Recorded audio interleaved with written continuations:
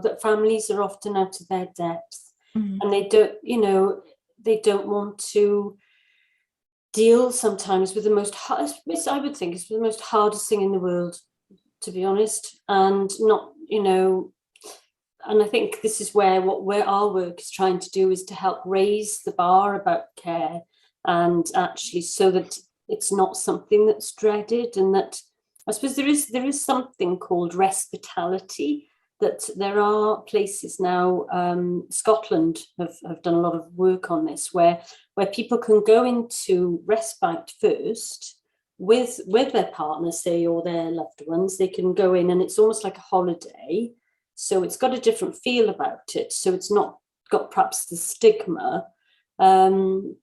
It's about having a different view on things, isn't it, really? So it's a sort of in between respite and actually going into live in a care home permanently, so to speak. So I think there are lots of new ideas and ways of looking at it, but it's not all just about care as such, or nursing care or social care. So, well, what is social care? It's the whole hospitality comes under that, really. So it's about trying to change the view, isn't it? And that's a huge cultural generation change that I think we're all slowly trying to work on. So how do we encourage that conversation to happen? How can we empower relatives to then be able to have these conversations? Karen, I know that you've worked with people and you work with loved ones of people who have dementia. What is out there? What support is out there in the community for this sort of thing? And I think I'll go back to kind of what we touched on, really, is that recognising that each situation is different and not feeling that you have to do the same as somebody else. So kind of that recognition of my emotions and my practical situation will be different from one another, from somebody else. But in saying that, it can be incredibly supportive to be able to talk to other people in similar situations and share those experiences, because the whole process can be a hugely isolating experience for lots of people. Whether you're informed about the care system, whether you work or know about the health and social care system, if you've got a family member, it can still be really, really difficult. So to have those conversations with other people, and there's kind of various forums for that, really. Lots of people like online at the moment. So for example, you've got something like Talking Point with the Alzheimer's Society that you can kind of dip in and out of, ask some questions, share some ideas and have some conversations with people really that might be going through a similar thing. Also, there are, if you prefer the face-to-face, there's many groups that you can kind of attend, carer support groups that might kind of have that opportunity to have those discussions. Again, if you're looking for maybe information about where do you start, what do at what point do you start, what questions do you ask, what do you even start to consider? There's helping to find care home with Age UK, Age Cymru. But there's also some checklists with organisations like the Alzheimer's Society that just can give people starting points. And they range from sections on when do I start thinking about selecting a care home? What do I need to do to start to consider this? And I think it's really important that we give people information around the emotional kind of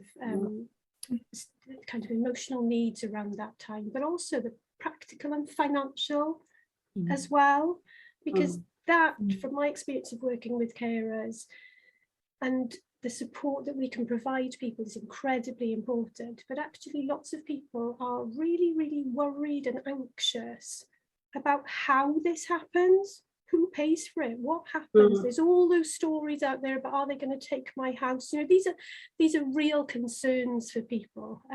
So some guidance around what questions to ask. What are my rights? Yeah, absolutely. Those can be really useful places to go to clarify some of that. But, I think also, sorry, Karen, I absolutely agree with everything you're saying there, and I think because it's a minefield out there, isn't it, as well. I work quite closely with the Dementia Engagement Empowerment Project. These are all people who have dementia themselves, and listening to a lot of their views, and they want to be able to make these decisions themselves. I mean, Sally mentioned the lasting power of attorney, and if we can help engage the person as soon as they have a diagnosis, they certainly need a lot of emotional support, and their families do, but actually to try and help the person make those decisions as well is really important. And again, Lesley, you touched on this with, the lady around, when we're talking about a person's capacity to make these decisions, the earlier on that those sort of conversations that can be made, however hard they are, over time, it will be easier for family members, I would think, that at least that those would have been your loved one's wishes, perhaps. I think also it's important to remember, and this is really only going back to Mum, is that people can change their minds. Mm-hmm. Yes.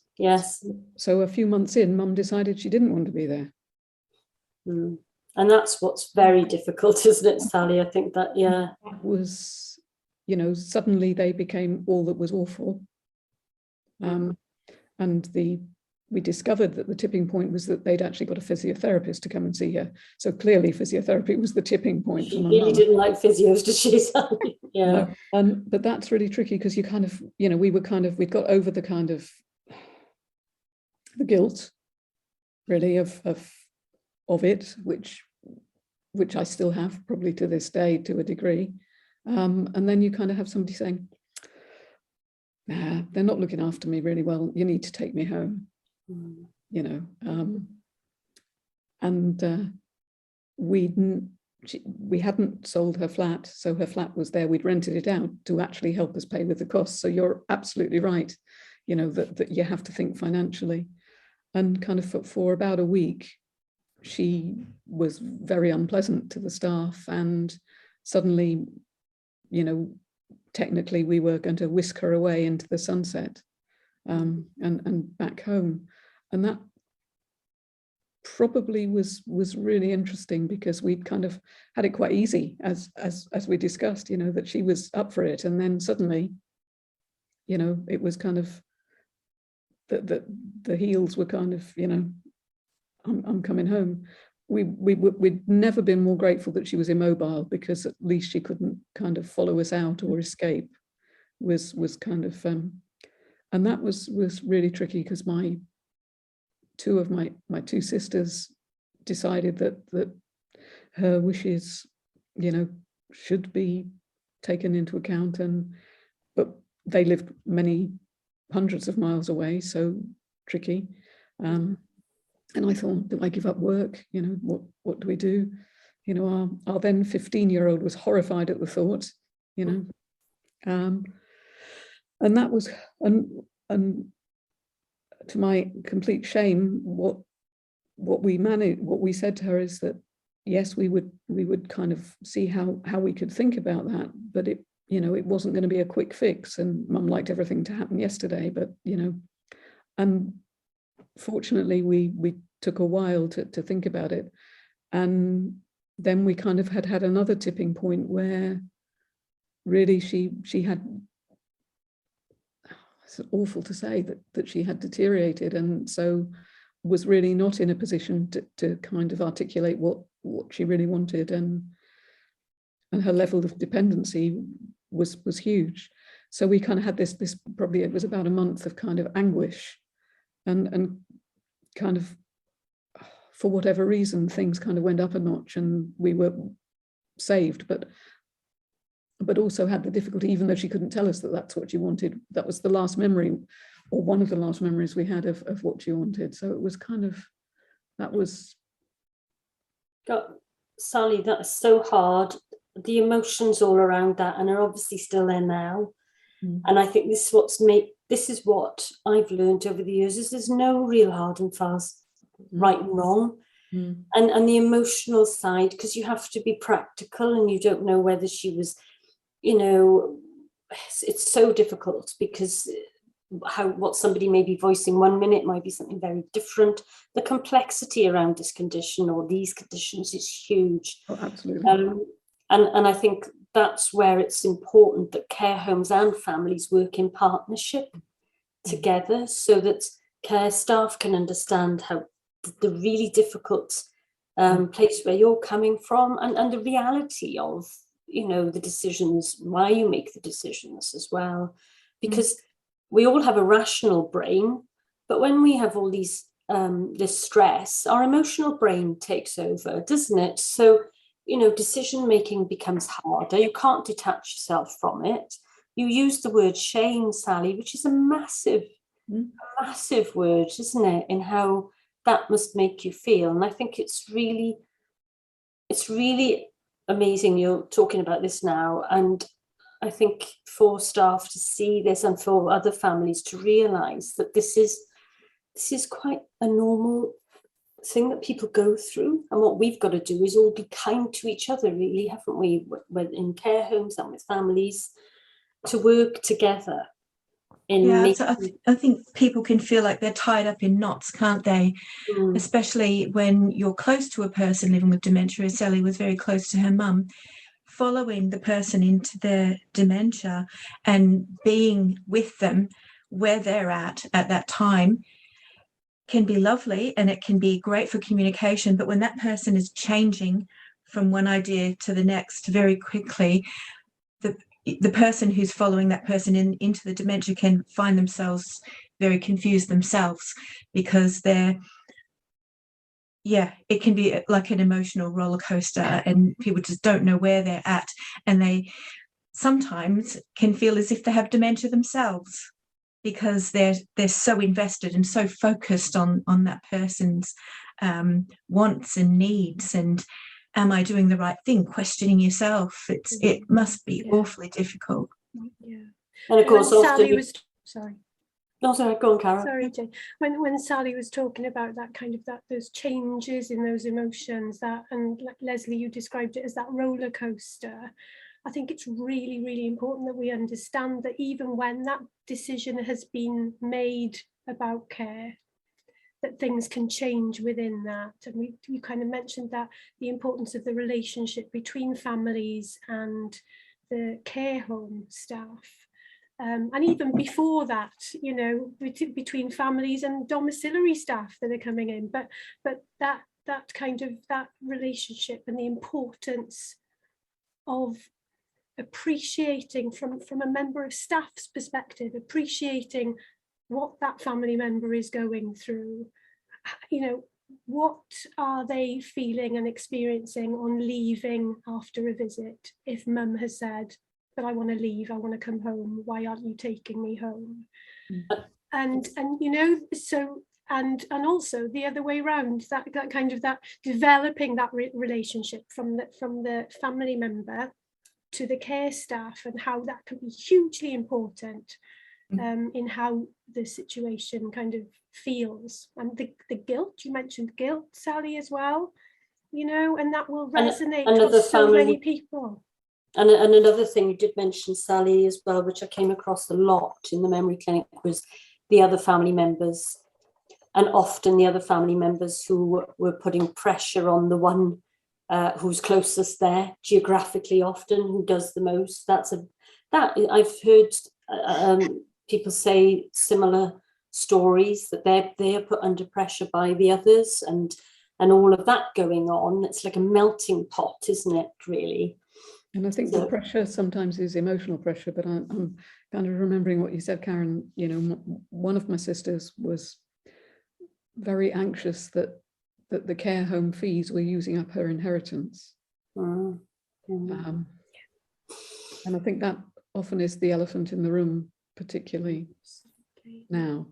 And I think that, I guess I'm the only one of my siblings, sisters, who is a nurse. So I think that for them, you know, they'd watched Dad with dementia, who decided he wanted to live at all costs. So, you know, was resuscitated even with advanced dementia, because that was his choice. So this kind of more passive thing that they were seeing with Mum, although it wasn't that, I think was pretty tricky for them. And you're right about the care home staff. I mean, it felt like a kind of shared endeavour. I mean, we were so lucky with the team that looked after Mum, and they did look after us, and it was kind of, you know, a very joint venture. And when Mum liked them and hated me, that was actually okay, because, you know, at least she was having somebody she was, and vice versa. So we kind of it kind of worked well. And I guess it's great that, sorry, just keep going. Sorry, I didn't mean to interrupt. Go on, Lesley, go. No, I was just going to pick up on what you said earlier about, and what you were just saying now about sometimes, you know, they liked them. They like your mum felt that she was happier with the care home than you at times, and that's something that was picked up in the focus group research as well. People did come up with things like some relatives who took part in the focus group said things like, you know, I didn't feel like I knew my mum anymore because she'd become a different person. She'd become like part of their family, and you know, there were times when even the mum or the dad might forget who they were, and they're the daughter or they're the son, but they'd remember the carer's name or the care assistant's name or the manager's name or something, and that was quite heart-wrenching. And the fact that they, you know, preferences, as you say, preferences do change, and you know, you might come in one day knowing that your mum is vegetarian for many years, and suddenly she wants to eat meat, like she wants a piece of chicken now. So where do you stand there? Do you say, no, you're not having that because you've always been vegetarian? Or do you say, okay, you have dementia, but you're allowed choice. You're allowed to change your mind. Just as I'm allowed to change my mind, you too have that right. And sometimes there'd be arguments between the care staff of the family member holding on so tightly to, no, but my mum doesn't want this. And the care staff saying, well, she likes chicken. What's the big deal? So there was that tension. Did you ever experience anything like that? I guess Mum used eating as kind of a weapon, I guess, you know, so it became, she overate a lot.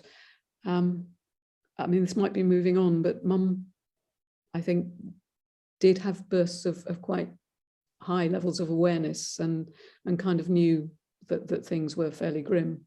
So she actually decided that she would stop eating and drinking. So that became the only thing, and this was a November time, the only thing she would eat was mince pies, which was kind of interesting.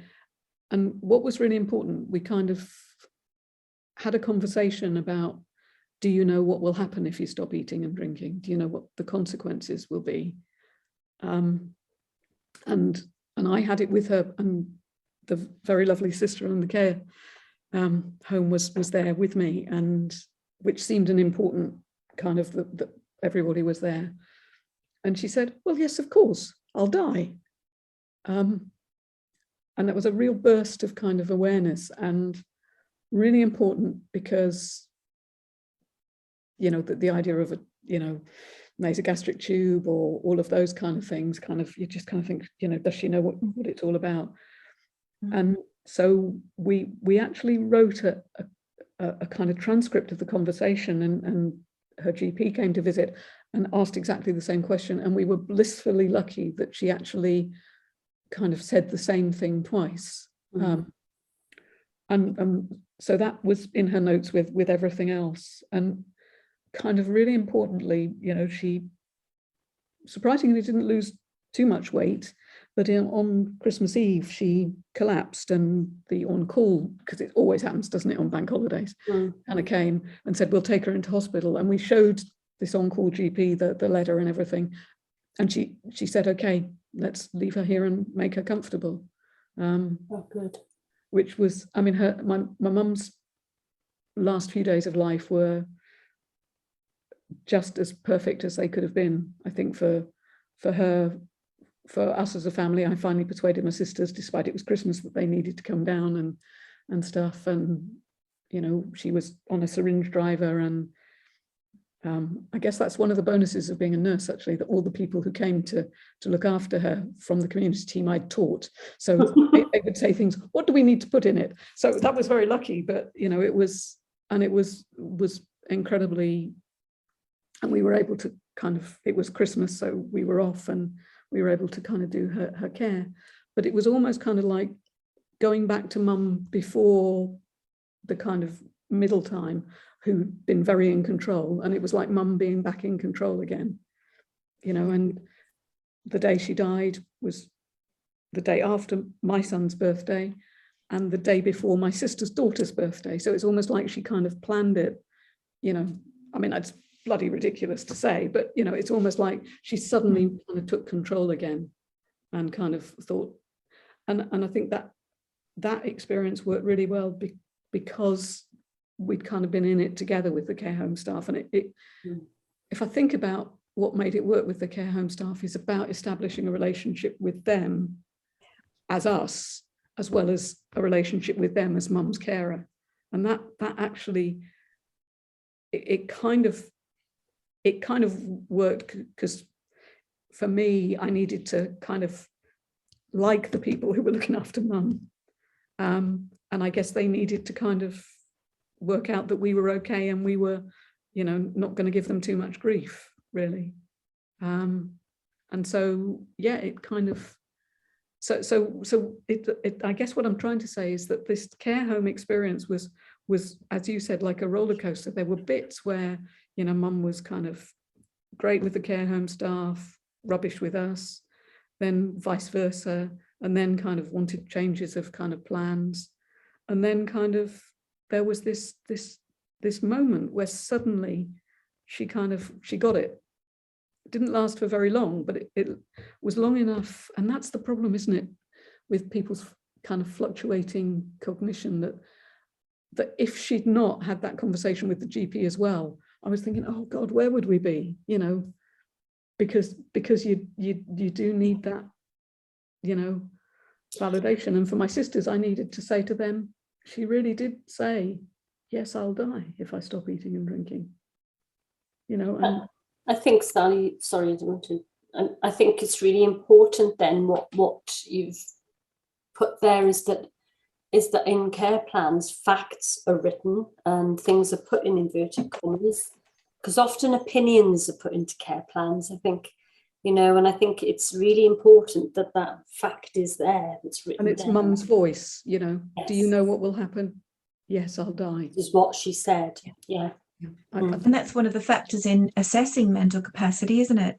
Can the person weigh up that information? Can they, you know, articulate what might happen in this situation and what might happen in that situation? I think if your mum had said, oh, I'll be fine, I'll be all right if I just, you know, don't eat, then that would, you know, lead us to think that she didn't have the mental capacity to make that decision. But she does have that right to refuse food and to not eat if she wants not to eat. And it sounded like she did have mental capacity to make that decision in the end. And it's interesting, isn't it, because all the people that I've worked with and we've all worked with, one of the things they say is they want their voices to be heard. Yeah, absolutely. Yeah. Sally, you talked about working together to ensure mum's voice was heard. I think one thing I can take from that was that you did ensure her voice was heard, and at a stage where sometimes we don't listen to those choices. And you kind of said, you know, you were lucky that you spoke to her and that she was able to do that when the GP was there, and and the sister in the home was able to be with you when. But actually, it's really important, isn't it, that we do work together to listen to people, make those choices about really, really, I mean, that is a huge decision, but also about other decisions all the way through people's experiences. If you can work together to ensure those people are able and supported to make those decisions and really listen to what's important to that individual. And you talked there about that comfort and that familiarity being important. Just huge things that can make a difference to somebody's experience that aren't massively difficult to do if we just invest a little bit in their importance. I think a big part as well, Karen, is I totally agree. And it's around trying to, I mean, I know we bandy the term empathy around, and so many different definitions of empathy, but if we can try try to imagine the emotions of what family members and the person are going through. If we can, most care staff will have been through grief themselves at some point, a lot will. And again, you don't know what they're bringing to the role emotionally. And another thing, I think, one thing I've been working with a bereavement counsellor, Dr. John Wilson, he talks a lot about families, if there are good relationships, they can also see that care staff may be grieving, and especially around at the moment with the pandemic, the number of staff who may have had their own personal grief as well as grieving for a number of people that they're caring for. I know in the nursing home I managed, we were all a family, and we knew the residents as if, like you mentioned, Lesley, as a family. And I can think of many people, I can see many people that I supported during their end of their life, and was very upset by. We used to always go to their funerals, we had big relationships with the family.